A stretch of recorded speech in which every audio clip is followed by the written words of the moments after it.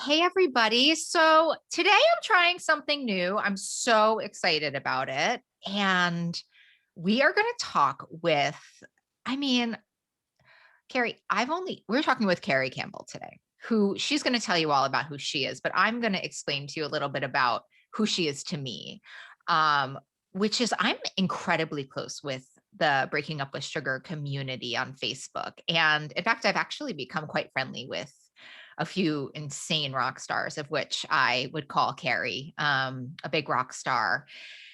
And just so many questions that I get personally about how do you do it?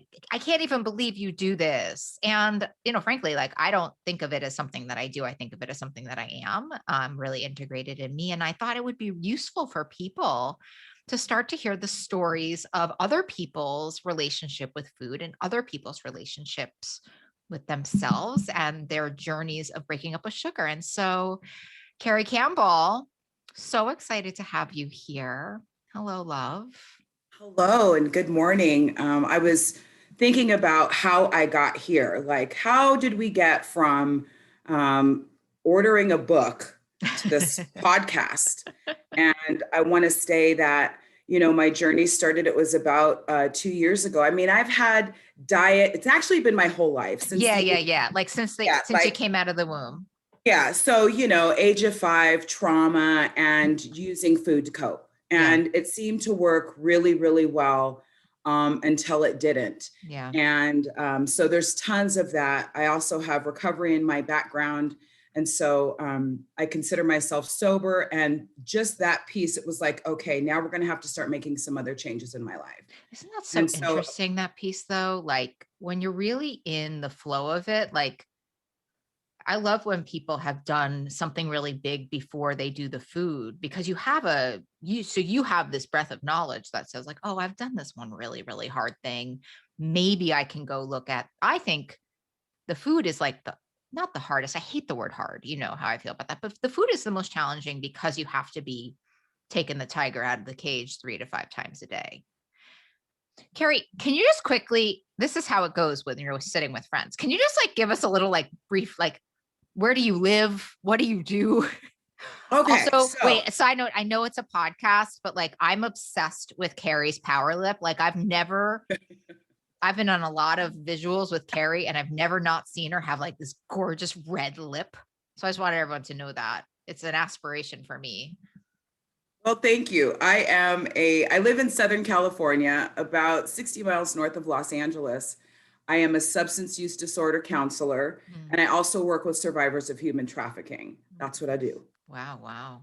And so the food stuff for you started at around 5. That's the first memory that you have of it. That is the first memory. And then I didn't really deal with it or look at it. And it was kind of like, I'm just gonna be the fat kid. It's fine. Mm, And then even though it wasn't fine, and then when I got sober, my first year of recovery, I knew I really wanted to get a good solid foundation in recovery. And then about a year in, I wanted to get solid. I never wanted to go back. And then about a year in, I decided, okay, now it's time to look at health. well, quick And question. So, do yes. you have any diet drama and trauma in this from the age of 5 to when you got sober? Like, did you ever try a diet? Did you ever try to like did you ever not like your body? Like, do you have any experience with that? Oh, I have tons of that. So I remember even at the age of like 7 going on this cheese and cracker diet because I was 7. So, Oh, but I like to eat. So gosh, I Carrie, what just, what compels a 7-year-old to go on a diet? When I was 7, I was put on a diet. I was taking nutritionist, but this sounds it was like self prescribed. What inside well, of you? bullying Oh, and being made fun of. And so I was like, gosh, I wish I could not I wish I could not be in my body. oh, And then through that was tons of, at a very early age, anger, mm, depression, mm-hmm, isolation, mm, and that it was so prevalent over my childhood. yeah, And it's sad to me now that I went through all of that. I mean, who do you go for help when you're like angry, depressed, and because I didn't have words for it, I didn't have right, language for it. It wasn't right, as popular as it is now, where you can yeah, put on a podcast and hear your story. There right, was nowhere to hear it. right. I tried gymnastics and dance class and those kind of fitnessy things. And then as I got older, it would be like Weight Watchers, diet pills, the insane diet pills that Yeah. everybody was on, like, 20 years ago. And The Black Beauties, is that what they're called? Oh no, those are well, downers. like, no, mine, it was fen, like, Oh, legal yeah. speed. The ones Yeah. that they took off the market. God, Right. Yeah. I've treated so many people who grieved fen, which is like 3 different therapy problems in one session, They're just like, I just finally felt like I wasn't hungry, which is so, as you and I know, not the problem, right? Yeah, absolutely. So there was a lot of trying several different methods and being, or I don't know, what's even worse sometimes is having these dramatic results, from really, so I did that. I decided my health was going to be a priority. And Mhm. so I started going to the gym. I hired a personal trainer. Then I hired another trainer who was very extreme boot camp style. And I lost like 90 pounds in 8 months, and my body completely transformed. And so, however, this was not going to be sustainable. This is like tilapia and asparagus, working out 2 to 3 hours a day. And I looked like a bodybuilder, but I felt so, it was like inside was just this, like, I mean, like of just a fat girl inside, terrified of the world. And now this person who's been invisible all of these years, people are taking notice because I Oh. have all of these muscles. And I'm just like, I remember kind of walking around and feeling so uncomfortable in my own skin because my insides hadn't matched up with my outsides. Mm. It was just such this duality of living, and I didn't really know how to handle it. And so I did that for a while and ended up having had excess skin. So I went to have that removed. And, you're either going to have it or cut it off. You got two options, right? And so I decided, that I needed to do that. And I had a terrible ordeal with that surgery, almost died, had to have another one, and ended up having 3 surgeries that year. Oh my Didn't goodness. factor in that I was going to have to be recovering for like 6 months to a year.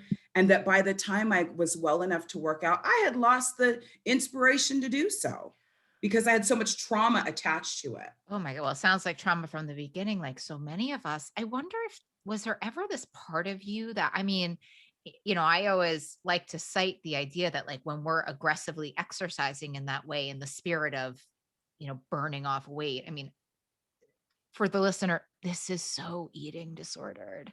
And actually, much of that compensatory exercise is actually filed under bulimia, right? When we're working off of our food, that's actually a form of a compensatory behavior of bulimia. And like in our culture, it's revered. I mean, did you have any awareness of that? Like I'm really hearing that. You're like all these people are saying like you look amazing, but something inside of me was like, I don't know I don't about feel this. amazing. I don't feel amazing. I feel like, I want to, my takeaway from that experience is that what I realized is yes, when I put my mind to something, I can accomplish it. That's a good takeaway. Well, The that's other true. takeaway, I would agree about right? that with you. Oh my, if I know anything about you, that is Yeah. absolutely true. So, like it's done. And so that was the good takeaway. The other takeaway was I set myself up in a position in this environment where there was never an end date. There was never a goal to be met. Mm, It was never set. And I remember telling my personal trainer, just 10 more pounds. I just need to lose 10 more pounds. And he's like, you are 8% body fat. wow. There isn't 10 more pounds. And I'm like, but in my mind, I've seen those numbers on those charts that they publish, and I Yeah. need to be that number, but they don't Yeah. factor in all the muscle that I had. And so, Well, I mean, I, and also if you think about freedom as an end goal, like this story is like giving me a headache. You know what I mean? Like this is not free. This is like compulsive and like you have, obsessive like and every day you hit restart, every day you're right. starting Right. over. Like I'm so tired, like need a cup of coffee. Just listen. I'm so tired. Maybe I'm just having a Right. trauma response to it from my own experience. But And it yeah. seemed like, the camaraderie of it, and those of us who were doing it together, we built a family, and that was really fun, but it wasn't going to be sustainable. And I Yeah. didn't know that. And it wasn't long term. And it isn't long term. And so I didn't know how to transition from that extreme behavior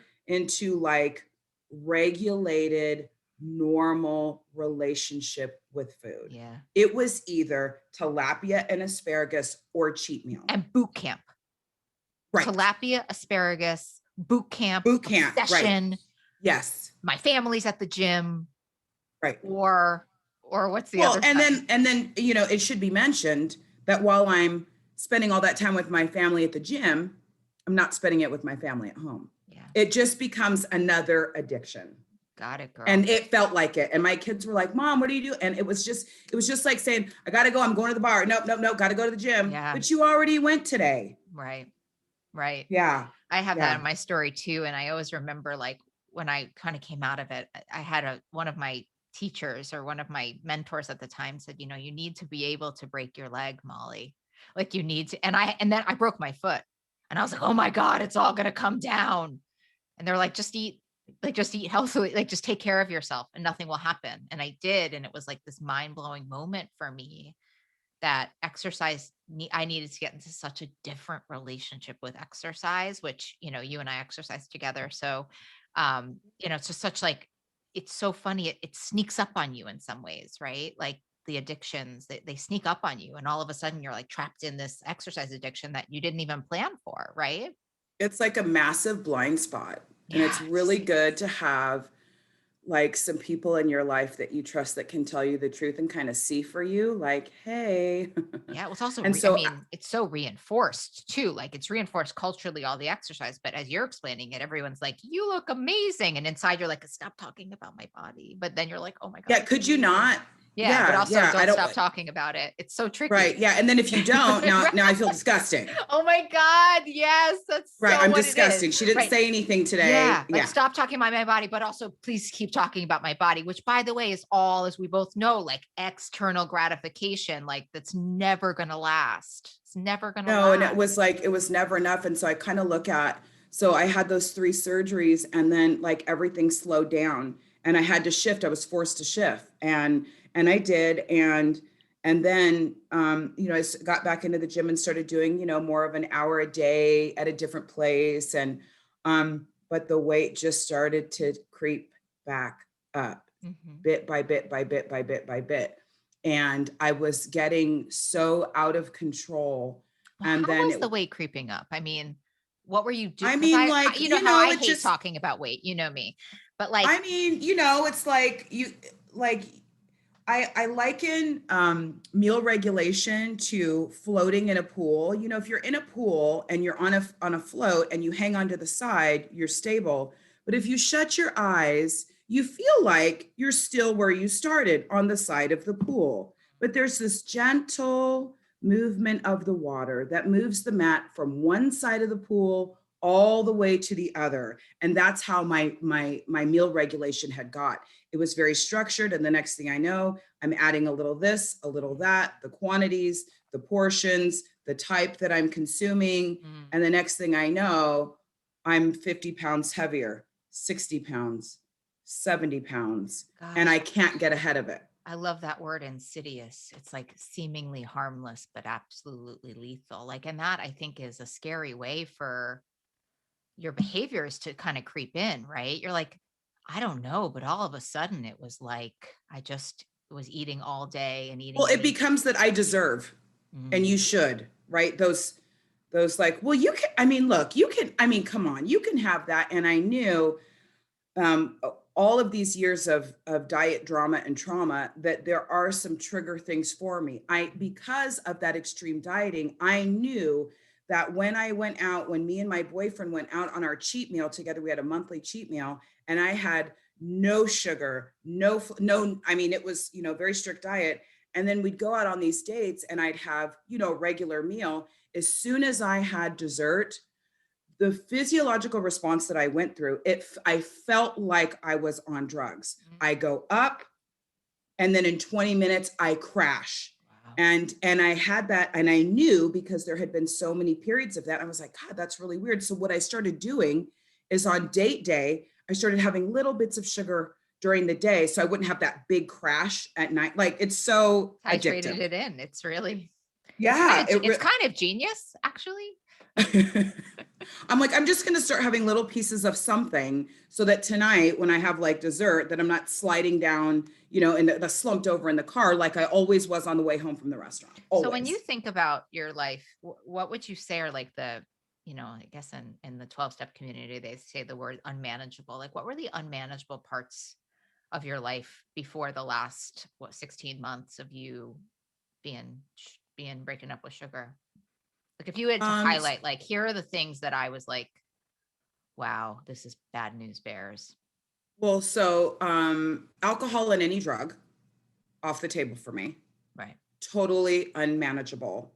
And then what I didn't realize is that after that came off the table, then that's where the exercise and the food really popped up. Yeah. Like once that was like one and done, okay, we're over here, we're in recovery, we're working on it, there is a solution, great.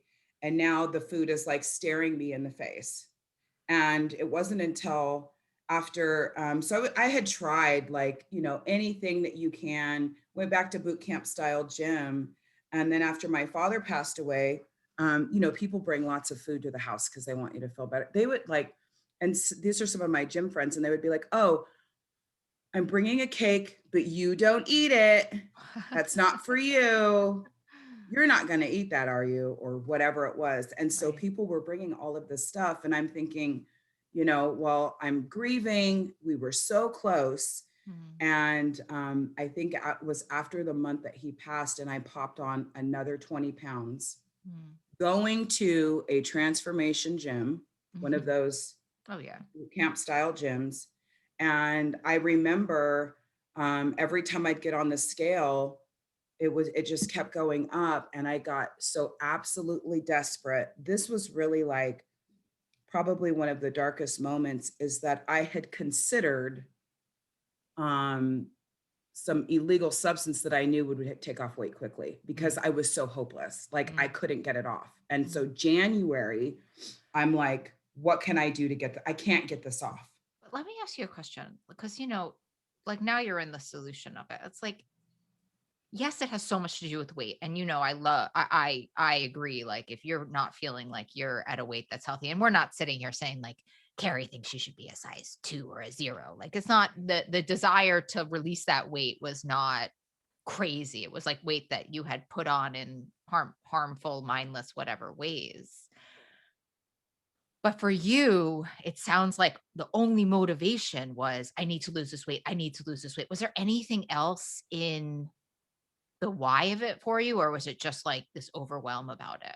I think it's because the reality is that I was so out of control. Mm, Like it was so unmanageable and so big for me. And it was like I felt like I was breaking promises to myself every single day. That's what it felt like. And yeah. so that's, the size of your body is the size of your body. And, I prefer to have a little meat on my bones. Let's just keep that. Let's just Me put too. that on the Me record. too. Okay. First Yeah. of all, but it was that I knew I wanted to be healthy. I had just seen my father pass away. Mm, We all have friends and loved ones that suffer seemingly unnecessarily. And here I was, and I can't do anything about my own self. And mm, so that's what it felt like. It felt like I was dishonoring the me I knew I needed to be. That's what it felt like. mm. Like every day you're making a promise, you want to live healthy, you want to make the right decisions and choices, and every day you're not doing that. Yeah. So I it just really resonate. compounded, Yeah. Yeah, And it, isn't it that just compounded. before you? I mean, I resonate with that feeling so deeply. And I have to say, it's like, for me, it's like the most, the darkest feeling is knowing that I'm going against everything that the me I want to be, and not knowing what to do about it. And by the way, what you're saying, like having 1,000 attempts at conventional dieting and 4,000 attempts at nutrition, 5,000 attempts at this, and just like, SHIT, what do I do? Nothing's working. Nothing's I working. can't pull it off. And everyone's telling me, well, you're grieving right now. Now is not the time. Oh my God, it's like you read my mind. Because sometimes I listen to this and I think people are going to say, like, yeah, but she was grieving. Let her eat a little while she's grieving. I was actually going to ask you that. Like, what do you say to yourself? Like, Well, the reality is that the stuff that I was consuming was making me feel terrible. Yeah. like absolutely terrible. And maybe And interrupting your grief if you really think about it. Cause I think it about was now just, that I'm it's like, distracting. yeah, like I've really grieved, without substance. Like that's a very different experience It than is very grieving different. high on cake. I can You're just promise going you to that. sit here and feel some things and you don't get, you're not, yeah, But then yeah, it's it over, was. then it's processed through. I mean, there's a part when you're grieving high where it's like, it doesn't end. Yeah. And so that was like, and it's like, what do you do when all of the things that you're trying, and I just didn't have the information. I want to say that I didn't. And so my last ditch effort was I was going to go to my doctor and I was going to tell my doctor, look, I know that this is short term, but I want to have gastric bypass because this is my new plan. I'm going to get the surgery. And then while I'm losing that weight, I'm going to be able to deal with why I can't stop eating. And then I'm going to get ahead of it, even though I had seen 99 failed attempts at that surgery and Yeah. maybe one success story out of Yeah. You're sitting 100. with one. Yeah. You're sitting with one. Right. Sure. And so, like, literally, so I'm like, so I go to the doctor and I'm like, okay, I'm just going to do it. I'm desperate. And they're like, your insurance has lapsed. Wow. What? And so I left the doctor's office and I was so mad. I was like, that's what I was going to do. And well, that's not an option anymore. It's no longer an option. And Ooh, so talk about divine intervention. right, absolutely. So I get home and I'm telling my mom, like, my insurance has lapsed, so I can't. And I was so upset. And she said, I'm going to send you this little video that I saw. And I think it was on CBN. And it was a little like 3-minute Molly Carmel video. And so she sends it to me. And I have this beautiful place in Aqueduct. I get to take a walk up right by my house and I put my earbuds in and I hear you and I'm like, addictions therapist, bing, gastric bypass, Failure. 320 pounds. Yeah. Like, I'm like, bing. I'm like, I called my mom. I'm like, order the book, order the book. I need the book right now. Wow. And it was like whatever you said in there, it was like the holiday dessert little video that you did. And it was like, I heard myself in your story. And I'm Mm. like, maybe that's what it is. Maybe if I stop consuming certain things, it won't trigger me. And I got the book. And January 31st, I made a decision of 2020. And instantly, I have, this probably sounds terrible, but your book, Breaking Up with Sugar, is the only book I've read cover to cover. Only. Because I have the attention span of a gnat. I'm I like, mean, me okay, too. what's the point? Okay, yeah, Carrie, I think the fourth part of Breaking Up with Sugar is like the most groundbreaking. And I wanted to put it up in the front. And my editor's like, that doesn't make sense. I was like, but nobody finishes a book. Well, what I did is I went to the end first and I was like, first of all, this is great. And I know this is wonderful, but I need to know, what are we doing here? What are we consuming so Yeah. I can have this stuff in my Yeah. kitchen? And Yeah. I looked and I was like, okay, checks out. Perfect. And now I can go back to the front. But Carrie, can you And try to synthesize this for me? Because I think if for anybody struggling listening to this, it's like, do you know, was it just a moment of grace that you capitalized on, that you said, get me the book? Like, how did you do that?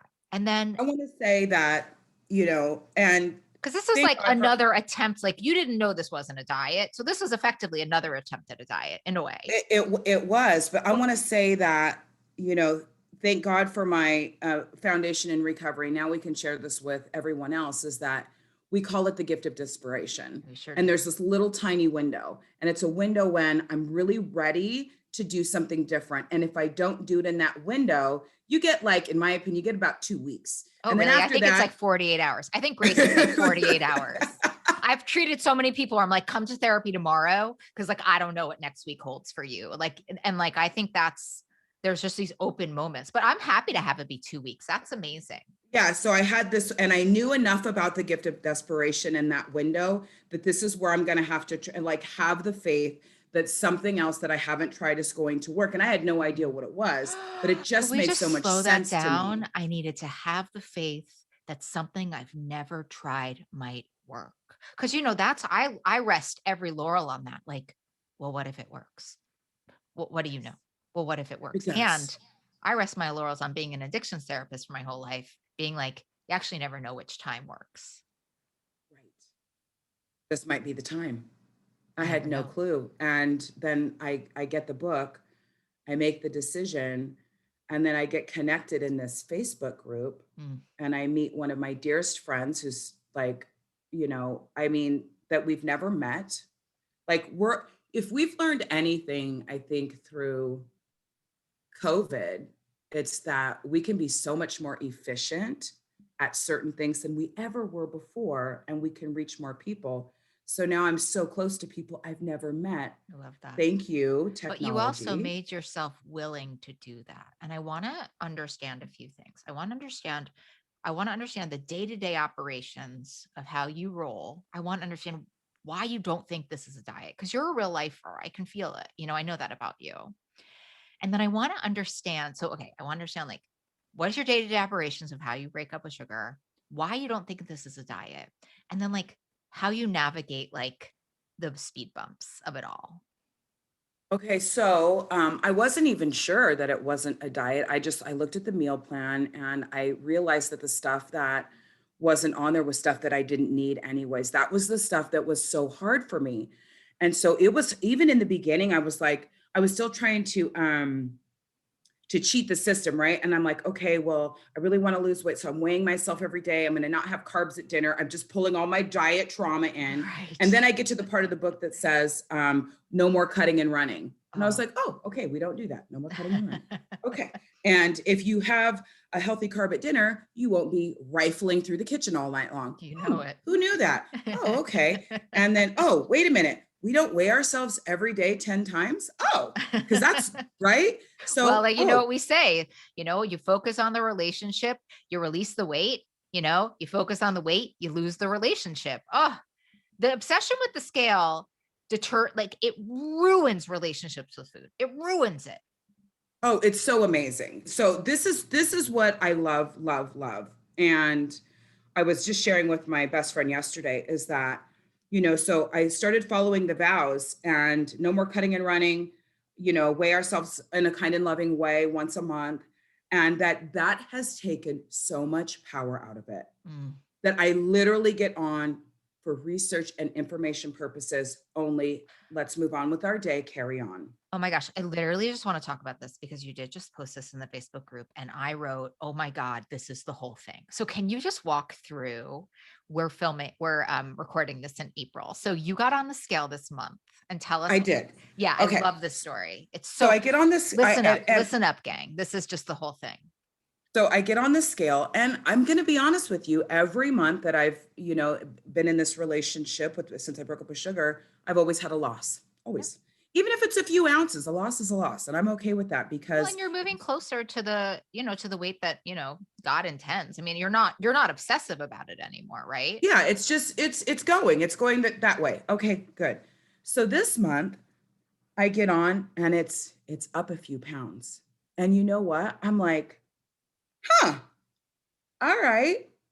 Good. So, yeah, you've been kind of wiggling and diggling over here. Mhm. Let's not do that. And you have an amazing fundraiser today that you're at the speaker. You get to wear really fun clothes. So let's go do that. Mm. That was it.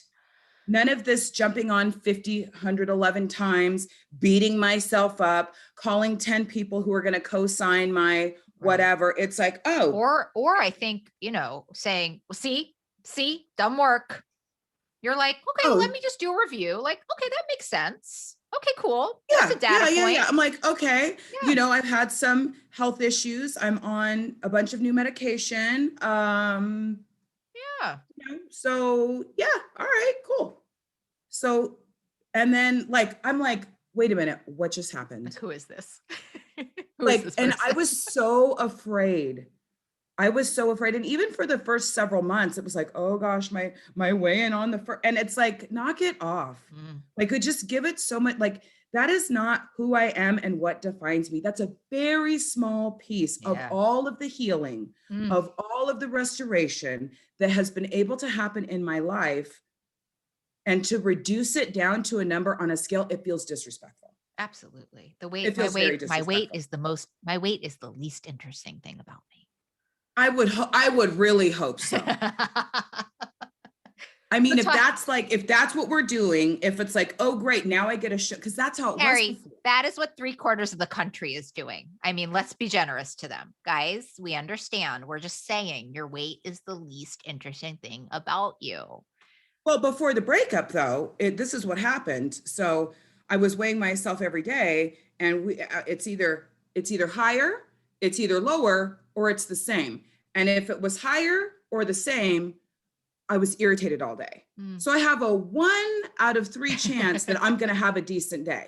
Well, and link it to behaviors. I mean, I think the really amazing thing about your insight is, oh, I'm on some medication. Like, oh, my food has gotten like a little whatever. Like maybe there are some Yeah. things I mean, that's what I love about the compassion and the curiosity and the gentleness that that I promote in all of this. It's like, oh yeah, well that makes sense. Cool. Okay, so I'm gonna do more loving things. Like it's good. Like just got away from me. Whatever. Next. So, and you know what? It feels so much better. And then I think that the more of us that do this work and can spread compassion when it comes to personal positivity, and I mean in the like, hey, you know you're doing the best that you can do, or you know Ugh, you need to make some changes. Like yeah, that's all.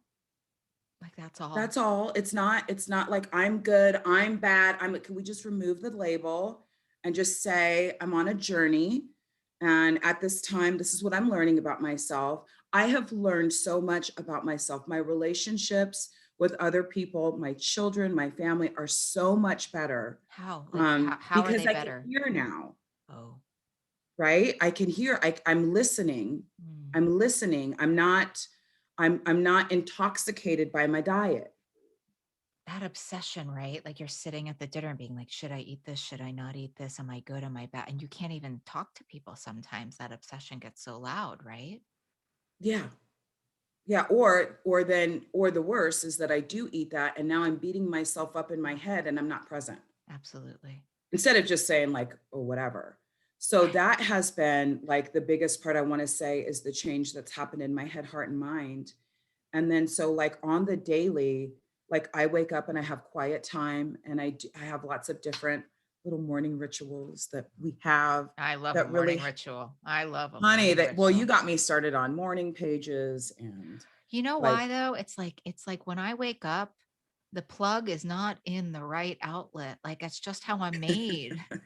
So it's like the morning rituals like literally takes the plug out, puts it in the plug that's like hopeful and like open and loving. And like I have to do it. And it's such a game changer. And It yeah, is. It's like the difference between being a pond and a river, you right? know it. Yeah, I want to be a river and Me rivers too. flow. Rivers Yeah, flow. rivers So you flow, wake honey. up, you do a little morning ritual. Then what happens? I do. And then I have the food that I know that works for my body. Yeah. I know what it is. Mhm. I'm under no illusion what works for me. And and the reality is that it makes it really easy. Like I know what my safe stuff is wherever I go. Mhm.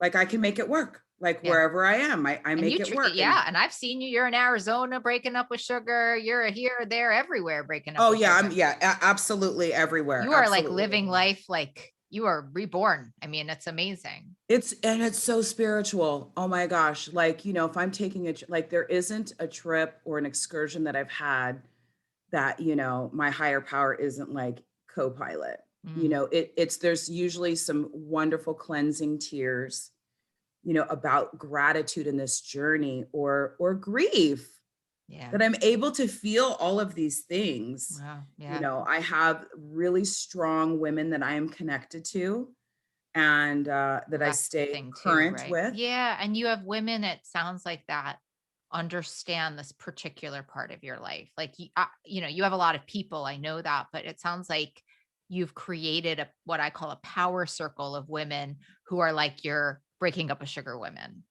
Yes. And then the ones who respect it, like they just know when we're having this is what we're bringing. This is what she's eating. This is like they already, when it's so funny too, sometimes they'll bring something to the table and they're, oh yeah, she doesn't, no, she's okay. She doesn't need that, Isn't that amazing? Yeah. I Yeah, mean, like they just know. years in, my friends are like, hey, so we made these wings, but then we made this little batch of wings that doesn't have any sugar on it. And I'm just like, wow, but it really speaks to consistency of behavior and outcome. Like, I think my friends are like, yeah, we don't like her that much. She's like all deep in the sugar.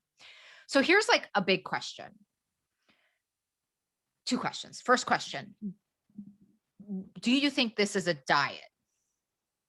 I don't think it's a diet. I think it's a lifestyle. How do you reconcile that? Because I the reckon, question that comes with that usually to me 1,000 times a day. So you're never gonna have sugar. You're never gonna have cake again. Like, can you like reconcile all that for me? well, I liken it to a food allergy. Mm, I love that. So if I was allergic to strawberries, I I just would not consume strawberries. Hmm. And some of the foods that we don't eat, I consider an allergic reaction. It triggers a phenomenon of craving. I'm never satisfied. Never. I don't like how I feel after I eat it. So that's what I liken it to. I love Like that. I'm allergic. Yeah. And I'm not. so And I don't want to think about not doing anything for the rest of my me life. neither. It's I just just like said that. You tell me I can't have sugar right now. I'll be like, Carrie, great interview. Need to go to the cupcake shop. right, Later. right. I Like, don't, yeah.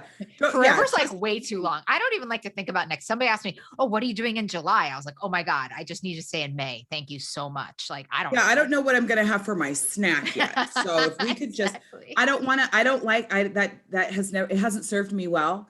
Hmm. To think about this long, I just like to stay in the moment, and what I find, you just look up and the calendar days have gone by. Yeah. And so that's how I look at it. I look at it as a food allergy. And so, how do you reconcile the diet piece, though? Like in the lifestyle, like what do you do to make sure that you don't feel deprivation? What do you do to make sure that you don't feel restriction? Like, how do you manage that? Because it seems like this is really just a part of you, but if you could help everyone else who's like, oh my God, well, good for Carrie, good for Molly. Like, I don't think how I think I have a lot of practice and that's what's happened for me. But how do you reconcile that?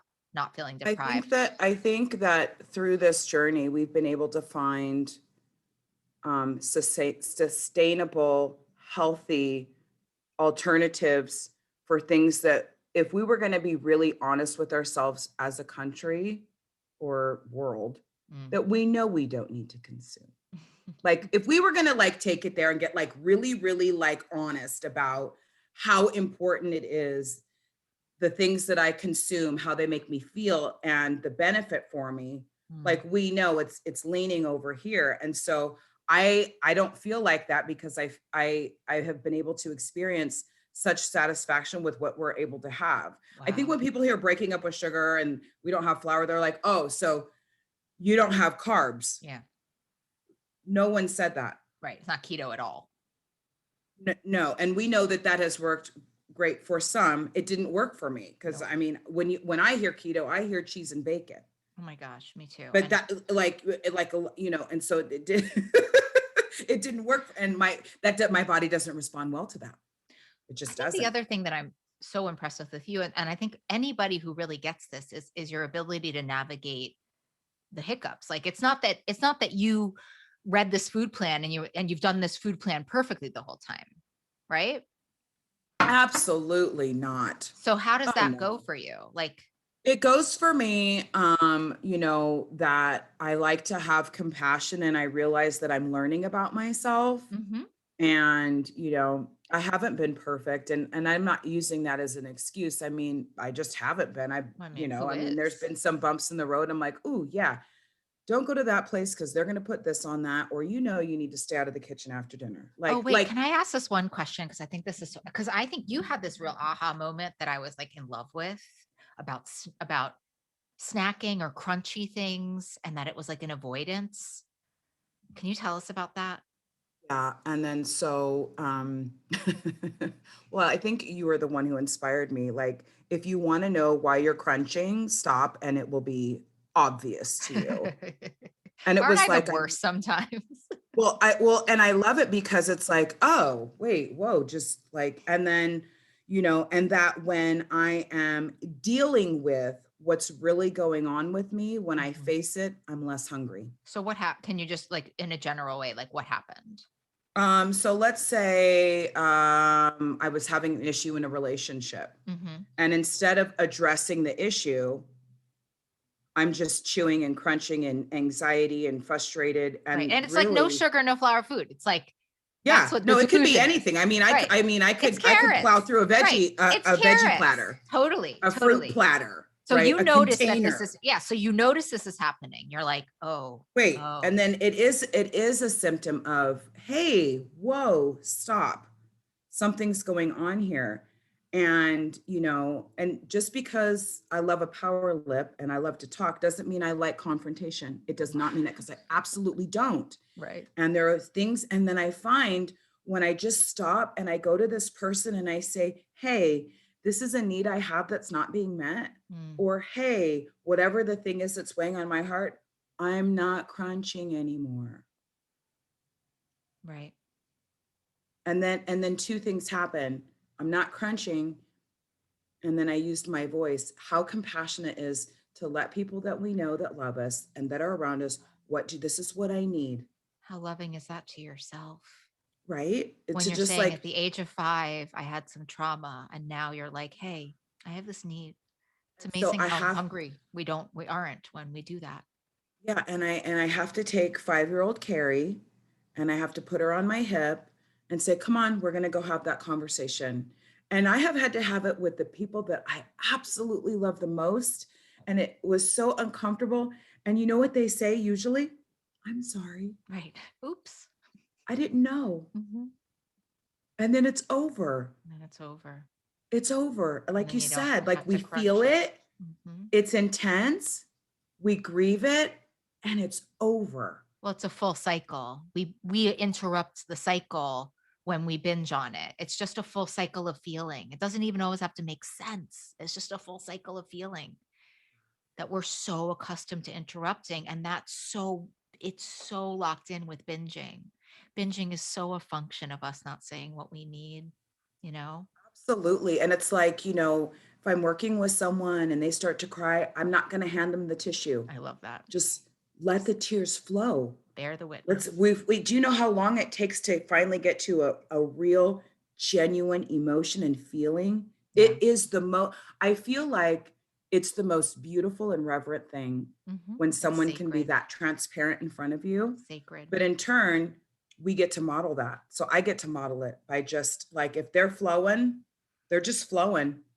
Not going to stop them. Not today. Can you imagine that Carrie in December of 2019 is listening to this podcast, or somebody like her? What do you want to tell them? Well, I'm getting very emotional because I want to say that there is hope. Like, all I ever wanted was hope that things could be different. Mm, And they are different. And I'm not suffering. mm, So, my message to Carrie of 2019 or someone else is, you don't have to suffer. mm. There is a solution. And we can be kind and compassionate to ourselves in the midst of our journey. There isn't an end point to that. Every day I wake up and I see the sunrise and I say, thank you, God, I have another opportunity. Mm. What are we doing today? Wow. And so And it is about compassion and hope. And let's just be real, honey. It's about grace on those days when absolutely. she's crunching too much. Well, it also sounds like food's in a really wonderful space in your life today, like Goldilocks, not too big, not too small. And that's beautiful. And it allows me to be present for 5-year-old Carrie. Yeah. It allows me to be a present daughter, mother, sister, friend, Yeah. coworker, mentor when I'm not, distracted by having that healthy relationship, which means if anything is healthy, it's not perfect. Oh, word. It doesn't even exist. Like, what is that? Yeah. Oh, And so I just want to spread a message of hope and compassion. that's I think right. that's what's important. Oh, well, I love you. I'm so I grateful you love you came too. on my show today. And thank you for just being such a beautiful example of this really being something that is possible and doable. I love you. Thank you. Well, I love you too. And thank you for writing this book. Well, my And pleasure. this podcast is like my new addiction. So, It's a healthy one. Carrie, do me a yes. favor. Can we Yes. we have to do this thing where I forgot to do in the beginning. So I was so excited to see you, where we just smile for the camera, just smile into your camera. Okay, great. Okay, let me stop this. Amazing. So the